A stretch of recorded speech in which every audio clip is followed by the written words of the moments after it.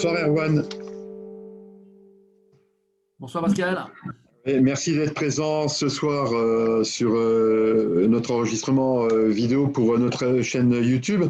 Désolé, hein, techniquement, on a quelques désagréments depuis une semaine et j'aurais tellement aimé faire ce direct pour que ce soit interactif avec nos adhérents et avec les agents qui regardent notre émission. Mais le contenu est d'autant plus important. Donc, Erwan, vraiment merci d'être présent ce soir. Erwan Trezeguet, on peut dire un nom très breton. Tout à fait. Oui. Tu es des Côtes d'Armor. Les Côtes d'Armor, c'est Bretagne du Nord, si je comprends bien. On peut fumer comme ça, effectivement. Oui. Côte d'Armor avant s'appelait les Côtes du Nord.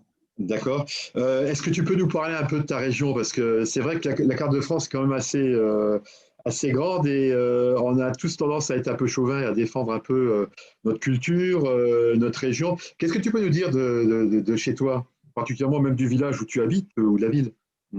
Le village, Pascal, on est quand même plus dans le village gaulois, mais quand même, les Côtes d'Armor, c'est quand même, si tu veux, l'image même de la Bretagne, c'est-à-dire l'accueil, l'amitié qui est faite, entre guillemets, entre les copains des Côtes d'Armor. Toujours est-il, c'est que la Bretagne ne serait rien sans les Côtes d'Armor. Ça, c'est un fait et ce n'est pas la peine d'en débattre. D'ailleurs, si jamais il n'y avait pas les Côtes d'Armor, la Bretagne ne serait pas connue, car la Bretagne est connue essentiellement pour les rochers roses. Et les rochers roses, le granit rose, c'est à Perros-Guirec. Perros-Guirec, c'est les Côtes d'Armor. D'ailleurs, la ville de Perros-Guirec a pris on va dire un slogan, c'est la vie en rose.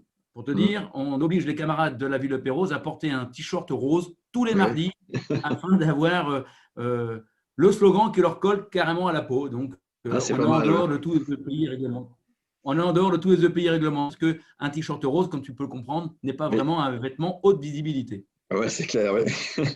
Alors moi, j'ai le bonheur de te voir de temps en temps sur un bateau qui part en mer. Je pense que tu aimes ça, tu fais pas mal de sorties en mer. Et c'est toujours agréable de te voir sortir, de prendre quelques vidéos très courtes, mais en tout cas de voir que tu profites des vagues, des embruns. Je sais pas, je pense qu'on dit comme ça, parce que nous, on n'est pas en bord de mer, hein, dans le Grand Est. Voilà, donc qu'est-ce que tu peux nous en dire de cette mer que tu côtoies quasiment tous les jours, peut-être?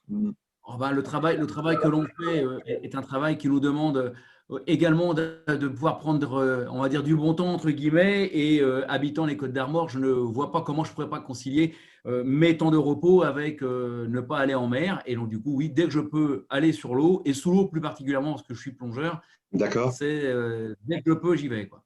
Ouais, magnifique. Alors, Erwan, voilà, on connaît un peu, on connaît aussi une de tes passions, donc la plongée. Mais pour rester dans ce qui nous concerne aujourd'hui, tu as différents mandats à la CGT. On a l'occasion de se connaître et j'ai le bonheur de t'interviewer ce soir parce qu'effectivement, on est ensemble à la commission exécutive fédérale des services publics. Mais est-ce que tu peux nous dire un peu, de faire l'inventaire un peu de tous les mandats que tu peux avoir? Parce que je sais que tu en as beaucoup. Quand on est permanent syndical et qu'on est bien appliqué à la CGT, on nous demande de participer à pas mal de choses. Est-ce que tu peux nous dire un peu les mandats essentiels à tes yeux, à tes responsabilités?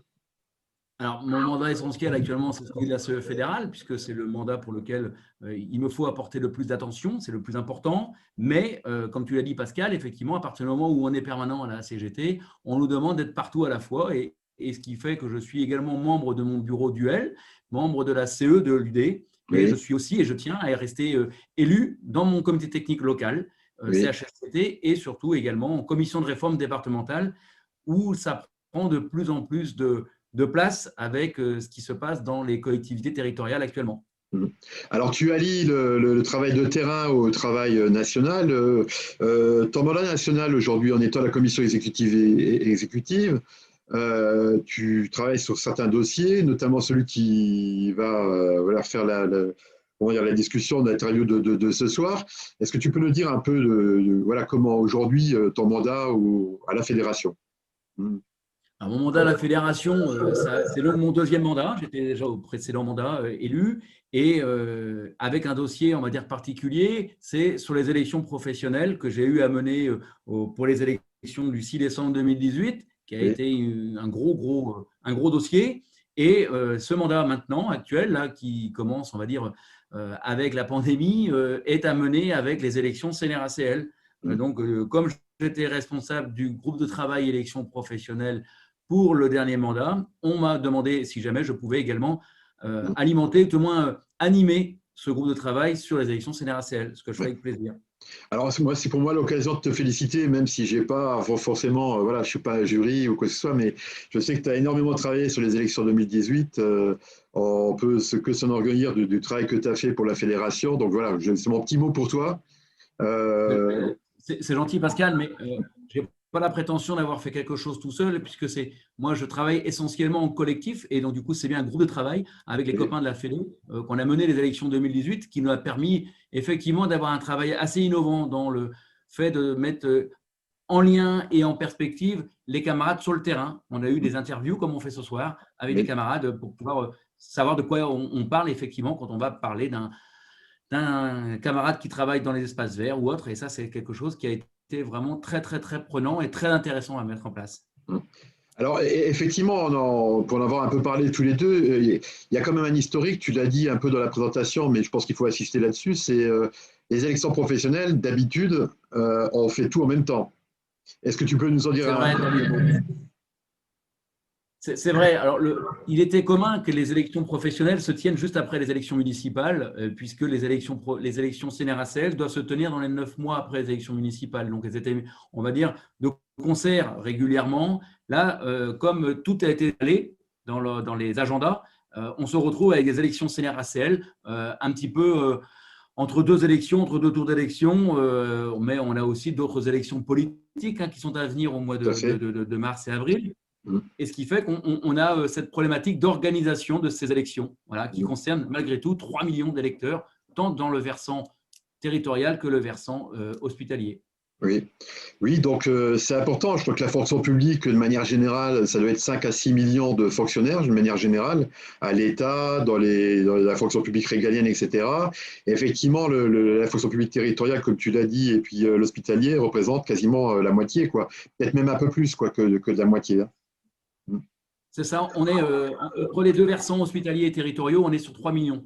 Oui. Voilà, donc on est vraiment une grosse partie quand même de la fonction publique. Oui. Alors, on peut avoir des gens qui nous regardent, qui sont pas forcément, qui ne connaissent pas forcément la fonction publique territoriale aussi sur notre chaîne YouTube.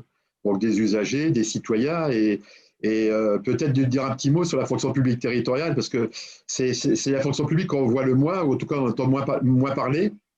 On en a peut-être plus parlé pendant la période Covid avec les éboueurs. Tu as 2 mots pour ça? Bien sûr. Alors, pour moi, le versant territorial, c'est la colonne vertébrale de la fonction publique. Si jamais on n'avait pas le versant territorial, c'est-à-dire les missions régaliennes des collectivités territoriales, si on n'avait pas les égoutiers, si on n'avait pas les éboueurs, si on n'avait pas les agents des services publics qui nettoient les rues tous les jours, qui vident les poubelles, les corbeilles et compagnie, on n'aurait pas un service public de qualité comme on a actuellement sur l'ensemble du territoire. C'est aussi les crèches, c'est aussi les EHPAD. Voilà, c'est ça la territoriale. Et c'est pour ça qu'on parle de service public au service du public. On est vraiment très, très, très proche du public. Et quand on parle effectivement de millefeuille territorial, c'est parce que les lois successives actuellement continuent à éloigner le citoyen lambda du pouvoir politique en place. Voilà, avant, quand on va dire Madame Bichu, qui était dans sa petite rue, avait besoin de parler à Monsieur le maire parce que sa poubelle n'était pas ramassée. Elle chopait le copain qui ramassait la poubelle et c'était fait directement le jour même. Maintenant, avant que sa poubelle soit ramassée, il faut que ça passe par 15 services, 3 agglomérations et le président n'est surtout au courant et la poubelle, elle finit par être ramassée, on va dire, par le petit-fils de Madame Bichu plutôt que par les services publics. D'accord. Tu disais tout à l'heure, dans le cadre de la préparation de ces élections, qui sont particulières parce qu'elles sont à part de manière exceptionnelle, tu parlais de travail collectif. Est-ce que tu peux nous dire 2 mots? C'est tes relations avec ceux qui t'entourent dans les structurations fédérales pour organiser ces élections? Alors, dans le cadre des élections CNRACL, comme je vous l'ai dit, c'est 2 versants qui sont pris en compte. C'est le versant hospitalier, donc la santé, et le versant territorial. Oui. Au sein de la Fédération de services publics, on ne travaille pas tout seul, bien évidemment, parce que je travaille essentiellement en collectif. Je suis entouré des copains du pôle revendicatif, du pôle vie syndical dont je fais partie, mais également de la communication, de l'UFR. Oui. bien présente sur Alors, les retraites. UFR, pour ceux, Erwan, UFR, pour ceux qui ne connaissent pas, Union fédérale. Union fédérale des retraités, pardon. Oui, L'UFIC, l'Union fédérale ingénieurs, cadres et techniciens. Donc, c'est tout ce qui est la branche, on va dire, oui, cadre A, cadre B, voilà, oui, et agents de maîtrise, hein, puisque les agents de maîtrise sont l'encadrement de proximité. Et oui. donc, tous ensemble, et avec les mêmes pendants qu'on a dans la santé, on constitue un groupe de travail qui nous permet de travailler sur les enjeux des élections CNRACL. D'accord. On va en parler des enjeux, mais pour avoir un peu évoqué la question avec toi, la CNRACL, donc c'est la caisse de retraite donc des fonctionnaires, comme tu l'as expliqué, et elle fonctionne comment? Parce on va élire qui d'ailleurs et pourquoi? Alors, la CNRACL, c'est Caisse nationale des agents des collectivités, retraite des agents des collectivités locales. Donc, Oui, c'est bien les agents des fonctionnaires. À côté de cela, quand on parle de CNRACL, on ne parle pas du régime IRCANTEC que connaissent la majorité des citoyens. C'est bien quelque chose qui est propre aux fonctionnaires. Et cette caisse-là, elle fonctionne comment? Elle fonctionne grâce aux fonctionnaires. C'est pour ça que la CGT revendique des fonctionnaires et non pas des contractuels. Quand on oui, prend un contractuel, c'est régime IRCANTEC et ce n'est pas le régime CNRACL. Voilà. oui. Donc un conseil d'administration, la CNRACL, on va C'est élire des ça. administrateurs, c'est ça? Alors, le fonctionnement de la CNRACL est vraiment un fonctionnement très atypique et c'est le seul fonctionnement de caisse de retraite qui fonctionne avec un conseil d'administration Oui, élu avec des agents actifs. Donc, c'est pour ça qu'on a une profession de foi et constituée d'actifs et de retraités. oui, Voilà, c'est vraiment des agents au plus près, donc ils connaissent réellement les conditions de travail dans lesquelles les fonctionnaires travaillent, qui sont et qui siègent au conseil d'administration. Dans le conseil d'administration, on a également les employeurs, on a la fédération des employeurs santé et les employeurs territoriaux. Voilà, et les mutuelles, dont on ne parle pas beaucoup, mais oui. ils sont aussi très représentés. Je pense qu'il faut qu'on mette le trait sur le fait qu'effectivement, parce que quand on démarre sa carrière ou quand on travaille comme ça et qu'on est actif dans la fonction publique, on a des fois peut-être pas le sentiment, quand on va aller voter, comme ça qu'on est actif sur les retraites, on n'a pas le sentiment que les retraités votent aussi. Donc c'est peut-être mettre le trait sur le fait que effectivement les deux pendants sont concernés par la CNRSL. Ah, bien sûr, les deux pendants complètement ils sont liés en fait. Si jamais les actifs arrêtaient de revendiquer entre autres l'augmentation du pouvoir d'achat, c'est la pension des retraités qui ne serait pas augmentée. Nous, on demande Oui, cette péréquation qui revienne. Depuis 2003, la loi Fillon l'a fait abolir. Nous, on demande à ce que ça revienne de façon à ce que quand le point d'indice des fonctionnaires, donc effectivement, il est un petit peu gelé depuis 2010, donc on a un petit peu de problème actuellement de l'augmentation du pouvoir d'achat. Mais il oui, faut dire aussi nous, le pouvoir fonctionnaire, le pouvoir d'achat, il est gelé, c'est les retraités derrière, ils n'ont pas mieux. Hein. oui, oui. Donc, c'est vraiment ça le lien. On a vraiment un lien à avoir et à garder. C'est Mm, très, très important. mm. Euh, alors, si on doit parler des enjeux, les enjeux parce qu'on a parlé retraités actifs, les enjeux de manière générale, sans trop s'étaler, parce qu'effectivement, on rentrerait dans la technique, mais pour toi, c'est quoi les enjeux pour les retraités et c'est quoi les enjeux pour les actifs? Alors, les enjeux pour les retraités, c'est pas compliqué. Il faut que nos retraités, parce on est des futurs retraités, Pascal, au vu de Tout à l'âge fait. ancien que toi et moi, Oui, il faut quand même comprendre, c'est que pour avoir une retraite décente, il faut quand même qu'on ait une rémunération décente.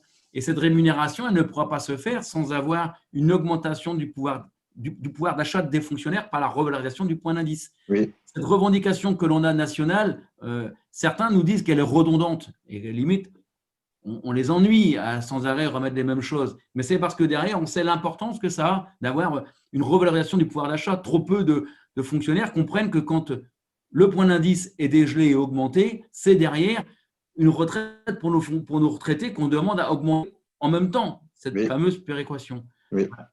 Alors, alors j'insiste aussi, je vais peut-être assister aussi, on est, quand tu dis augmentation du pouvoir d'achat, on est sur aussi de facto l'augmentation des cotisations sociales C'est ça. qui Oui. alimente les caisses. Et on oublie peut-être de le dire à certains moments, c'est que quand on se bat de manière significative pour augmenter le régime indemnitaire et qu'on ne se bat pas sur le traitement indiciaire, l'augmentation du déroulement de carrière, le traitement indiciaire, on se met nous-mêmes en difficulté. Après, Pascal, je pense qu'il faut, je ne vais pas dire qu'on est entre initiés, mais pas loin, et il ne faut pas se cacher à son petit doigt qu'actuellement, il est plus facile pour nos camarades de revendiquer une augmentation du régime indemnitaire que Oui, de dégeler le point d'indice. oui, Donc, ça, c'est un gros souci que l'on a. Maintenant, oui, c'est notre priorité à nous, il est de continuer à demander la revalorisation du pouvoir d'achat des fonctionnaires par le dégel du point d'indice. tout à fait. Voilà. Voilà. Ok, merci, merci. Alors, dans la planification de cette préparation des élections, de ces élections CNRACL, on va dire, il y a, parce que sur le tu mets le cœur à l'ouvrage depuis déjà quelques semaines, on peut dire que si on prend la base aujourd'hui, est-ce que tu peux nous dire ce que tu as déjà fait comme travail? Qu'est-ce que tu as été amené à faire depuis les quelques semaines déjà pour engager ces élections professionnelles du côté de la CGT? Bien sûr. Alors, déjà, il a fallu constituer un groupe de travail, déjà Oui, fédéral, avec notre fédération service public, oui, qui se met en lien avec, parce qu'on ne peut pas, et je le répète, travailler sans la santé, puisque oui, c'est une seule élection qui concerne ces deux versants. Donc, oui, il faut articuler les deux fédérations en même temps, oui, mais sur une même profession de foi. Il a fallu que l'on constitue un groupe de travail pour mettre ces professions de foi sur papier, oui, ce qui n'a pas été facile, puisqu'on a été jusqu'au 17 novembre pour pouvoir les déposer, et on était jusqu'au 17 novembre, 16 heures, sans être certain de pouvoir la déposer, parce qu'elle n'était pas finalisée, il manquait un an. Elle d'accord. n'était pas éligible.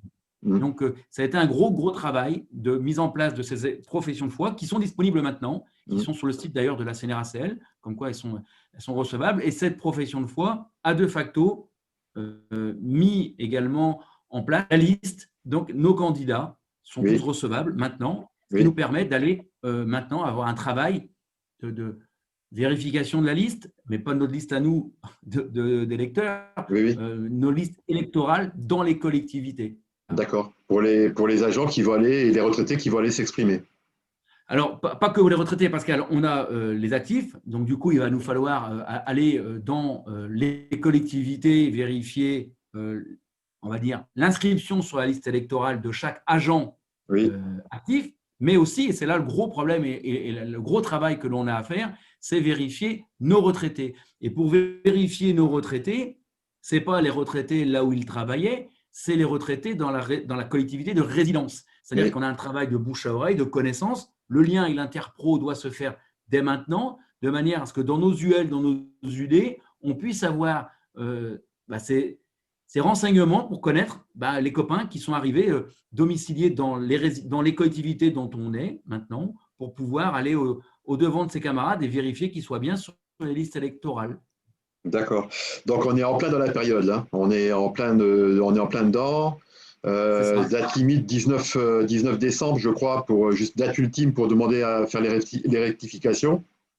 C'est ça, c'est que les collectivités pouvaient, parce que c'est gros problème dans la territoriale, c'est entre le peu et le doigt, les collectivités pouvaient, à partir du 16 novembre, Mm, mettre en lien et en ligne, entre guillemets, ou afficher les listes électorales, et ce, jusqu'au 19 décembre. C'est-à-dire d'accord. que le 20 décembre, c'est fini. Oui, Maintenant, les collectivités qui ne l'ont pas fait, c'est à nous, représentants syndicaux, les syndicats en place, les camarades, d'aller au-devant des collectivités pour leur demander ces listes, parce mm, qu'elles sont déjà affichées sur le site de la CNRACL, mais elles ne sont pas affichées par collectivité, elles sont affichées par ordre alphabétique. tout à fait. Oui.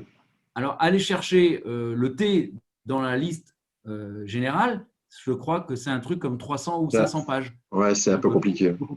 c'est compliqué, mais c'est nécessaire de vérifier. Tout à fait, oui, oui, oui, oui.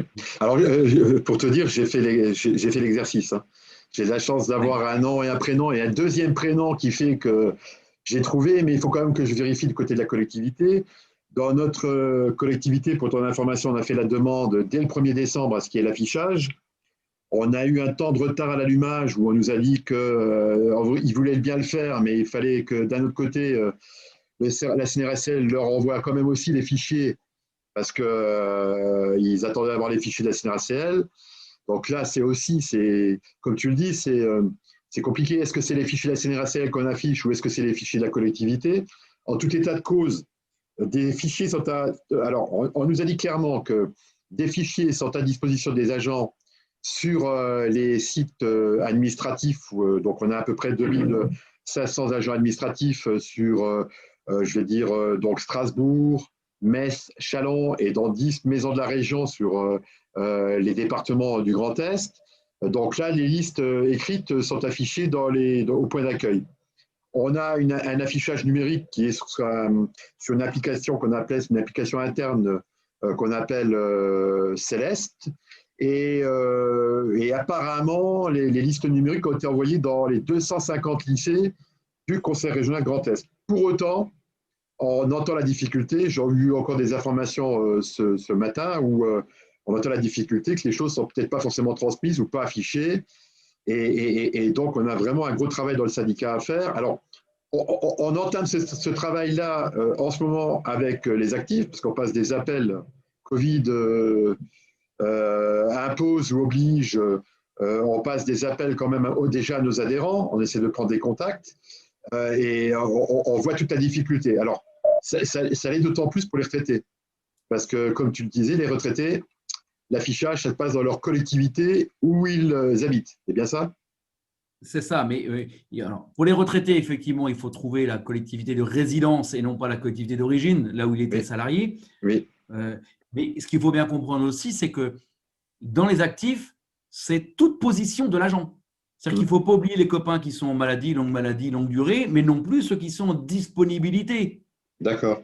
Car ils sont également éligibles. Électeurs, pardon, je veux dire. Oui. Du coup, c'est un gros travail à faire parce qu'en fait, quand un copain part en disponibilité, il part 1 an, 2 ans, il a le droit à 10 ans dans la carrière. Au bout de 5 ans, généralement, il est oublié, entre guillemets, des copains. Mais c'est une voie. D'accord. Qu'est-ce qui va se passer après donc, trêve des confiseurs dès qu'on entame le mois de janvier, on parle sur quelle perspective? Qu'est-ce qu'il y a organisé d'ici les élections qui auront lieu au mois de mars? Alors, comme tu l'as dit, on n'a jusqu'au 19 décembre pour vérifier ces listes. Une fois que les listes sont vérifiées, c'est déjà un gros travail. Maintenant, c'est un travail de terrain, un travail d'aller chercher les voix. Aller chercher les voix, ça veut dire quoi? Ça veut dire faire voter CGT pour qu'on ait le maximum de remontées et de votants. Il faut savoir que si tous les syndiqués CGT qui nous écoutent votent, c'est une grosse amélioration par rapport à 2014. Car il faut faire attention, je peux vous montrer, si je retrouve vite fait, comment est fait le matériel de vote en 2014. C'est quelque chose qui est passé très vite à la trappe parce que c'était balancé, on va dire, à la poubelle, dans le sens où c'était attribué à être de la publicité. D'accord. On aura une seule, on aura un cahier de profession de foi qui va nous arriver. Et une fois que ce cahier de profession de foi, donc il va ressembler à ça un petit peu, avec l'ensemble des professions de foi dedans. C'est un prospectus fait en papier recyclé, 3/4 des gens les balancent. Et en plus de ça, on aura une enveloppe avec dedans la manière de voter, soit par correspondance, soit par vote électronique. Par correspondance, ce seront des codes barres qu'il faudra coller sur l'enveloppe T prévue à cet effet et la renvoyer par la poste avec un affranchissement pris en charge. Mais si on veut voter par électronique, il faut garder le code. Mais il ne faut surtout pas balancer l'enveloppe avant, parce que le code est marqué sur l'enveloppe. Donc, ce que je retiens de ce que tu nous dis, c'est comme la CNRSL, des fois, ce n'est pas présent dans les esprits, c'est surtout s'il y a du courrier qui arrive, ne pas confondre avec du courrier publicitaire. C'est ça. On peut penser que c'est une assurance ou une banque. Non, c'est bien la Caisse nationale de retraite. C'est exactement ça, Pascal, parce qu'on a eu le souci avec les impôts. Rappelle-toi au tout début où les impôts étaient envoyés par sous-blister plastique, machin.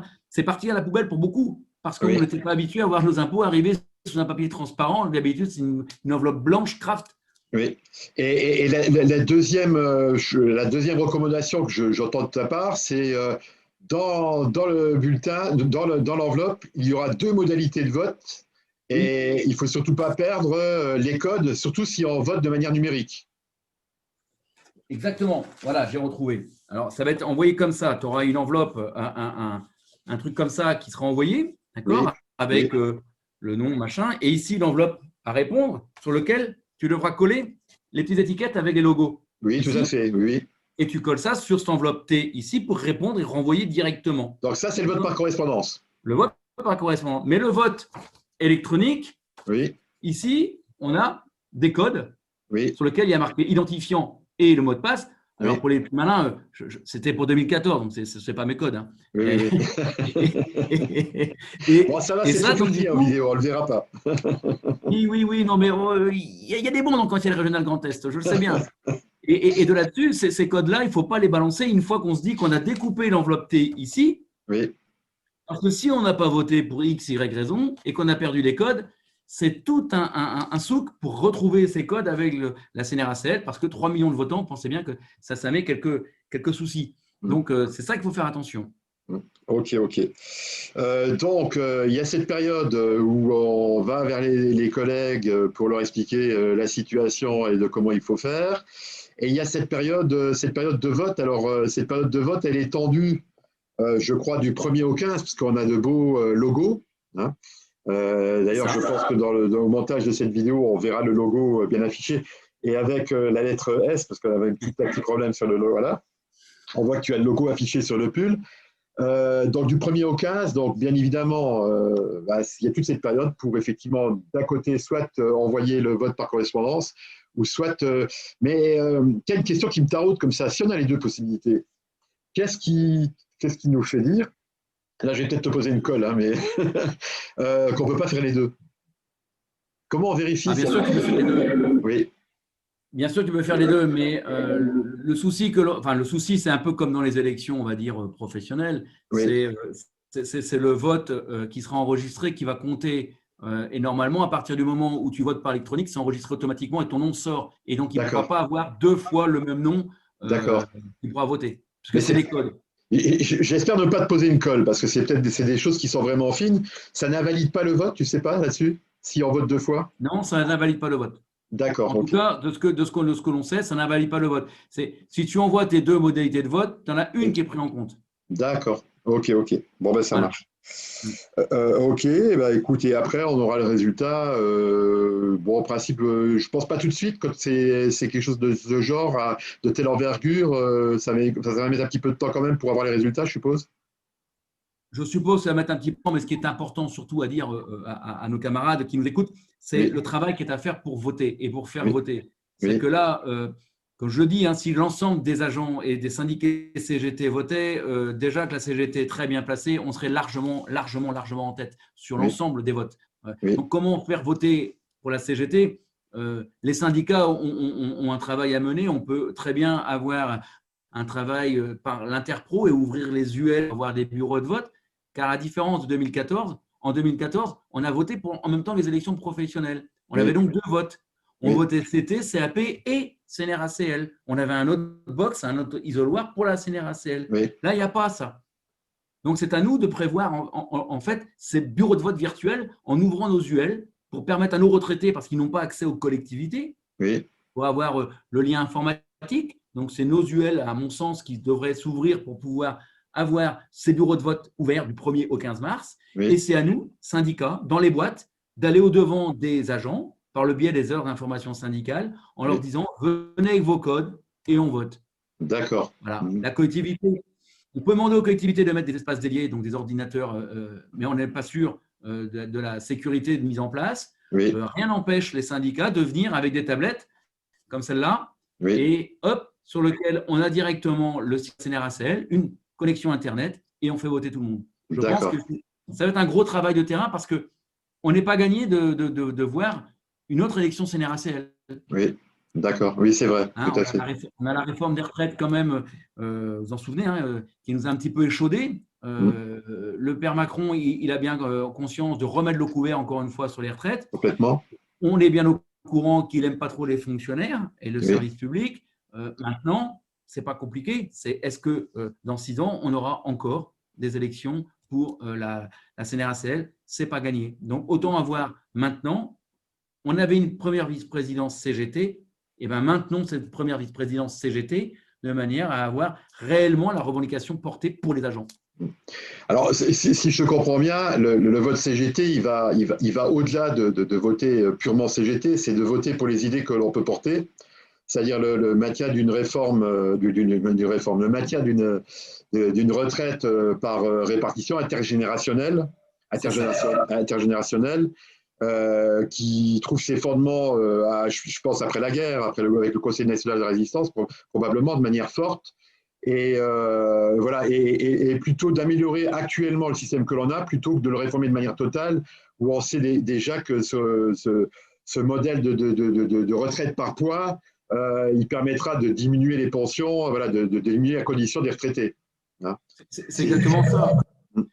Diminuer retraite par points, on l'a vu d'ailleurs récemment, qu'est-ce que ça risquait de faire, le retraite par points, c'était une diminution clairement des pensions des retraités, mais c'est aussi pour nous, faire voter CGT, c'est continuer à avoir, comment dirais-je, un départ anticipé, continuer à revendiquer ce départ anticipé, continuer à revendiquer la carrière active ou insalubre. Oui.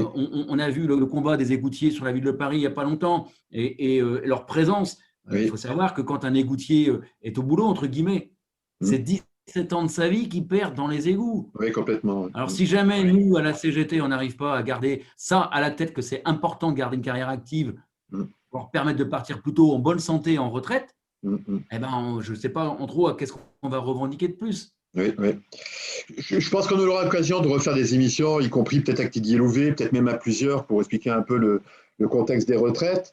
Moi, ce que je retiens peut-être de la conclusion de notre émission, c'est effectivement le vote CGT est un geste fort aujourd'hui dans les conditions dans lesquelles la société avance, en tout cas avec ce gouvernement. C'est un geste très fort de voter CGT pour la CNRACL. Voter pour la CGT, je pense que ceux qui nous écoutent déjà savent pourquoi voter CGT dans les revendications, on va dire, générales que l'on porte régulièrement dans les plans locaux et nationaux. Mais il faut savoir que, par exemple, la CGT, avec les administrateurs CGT au conseil d'administration de la CNRACL, ont porté la création de cagoules spécifiques pour les pompiers quand ils vont au feu. Voilà. Et ça, c'est grâce au Fonds national de prévention. C'est un pourcentage de la caisse de retraite qui est faite pour la prévention des risques dans le travail. Et ça a permis la création, la mise en place de ces cagoules qui sont mieux adaptées parce qu'on a quand même au conseil d'administration de la CNRACL 2 pompiers de notre fonds fédéral. Donc, c'est ça qui a permis d'améliorer les conditions de travail de nos camarades. Donc, voter CGT pour la CNRACL, c'est aussi garantir de meilleures conditions de travail des actifs. Oui, exact. Ok, écoute Erwan, j'ai l'impression qu'on a fait le tour de la question, en tout cas sur un temps peut-être un peu plus court que d'habitude, même pas, nous on a fait quasiment 50 minutes, donc c'est déjà pas mal. Je voulais te remercier d'avoir fait cette interview. Je pense que ça nous a éclairé, ça a éclairé ceux qui nous regardent sur YouTube, donc nos adhérents et les agents du Conseil régional Grand Est, parce que je rappelle, c'est une chaîne spécifique. Merci à toi. Je te dis à bientôt. Eh ben, écoute, merci à toi, Pascal, de ton interview. Merci de l'intérêt porté pour la CNRACL et les élections qui arrivent, qui est très importante. Et j'invite tous les camarades à se rendre sur le site également de la fédération où nous avons un onglet spécifique pour les élections afin d'avoir l'ensemble du matériel dont tu participes également en tant que co-responsable à la com pour pouvoir mettre en place ces élections dans les meilleures conditions. Ouais, merci. Écoute, à bientôt. Bonne soirée. Salut Pascal. Salut à tous. Erwan.